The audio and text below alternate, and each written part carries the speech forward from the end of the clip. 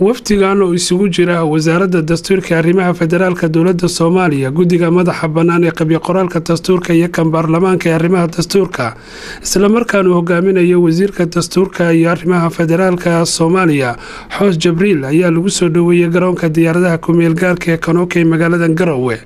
waxaana si diiran u soo dhaweeyay wasiir ka tirsan Puntland oo kamid yahay wasiirka dastuurka arrimaha federaalka Puntland Cabdifataax Saciid Caynab waftigan oo loo galbiyo hoyga loogu talagalay ee magaalada Tangarawe halkaas oo saxaafadda kula hadleen wasiirka dastuurka arrimaha federaalka Puntland Cabdifataax Saciid Caynab iyo wasiirka dastuurka arrimaha federaalka Soomaaliya Xoos Jibriil ayaa xusay halka gudoomiyaasha guddiga madaxa bannaan ee hirgelinta dastuurka Soomaaliya kan baarlamaanka Dr. Maxamed Daahir Afrax iyo xildhibaan Kaamil ay iyaguna carabka ku adkeeyeen waxaan soo dhaweynay wafdi balaaran oo runtii noogu yimi magaalada Muqdisho dowladda federaalka Soomaaliya uu horkacayo wasiirka wasaaradda arrimaha dastuurka oo halkaan noogu yimi safar shaqo oo 2 maalmood socon doona maalmo soo socota wafdiga qorshaha u yimaadeen iyo ajnadaha loo yimi halkaan oo 2 maalmo lagu fuguri doono waxa weeye qorshe hooleedka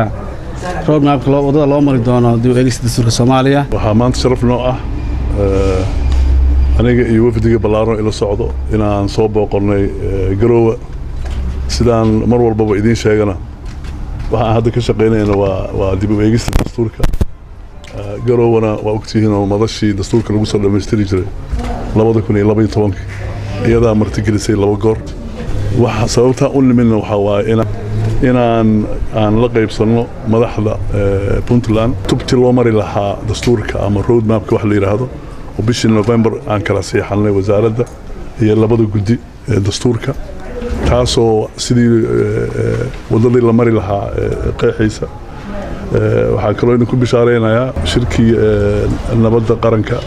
ama amniga qaranka oo soo gabagaboobay shalay waa aragteena umadana warmartiyeedkeeda waxa lagu soo xusay in ay naga go'an tahay in la dhameystiro dib u eegista dastuurka sanadkan 2018 wixii faahfaahinana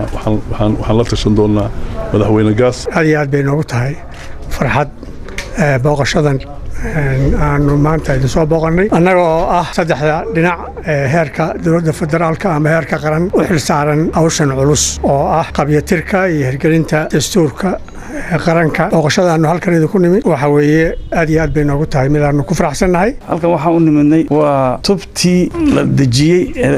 saddexda hay'adood kala seexdeen 2 guddi iyo wasaaraddu ay kala seexdeen inaan la wadaagno oo kula tashanno reer Puntland iyo madaxdooda Ahmed Sham Hon Cable TV Garowe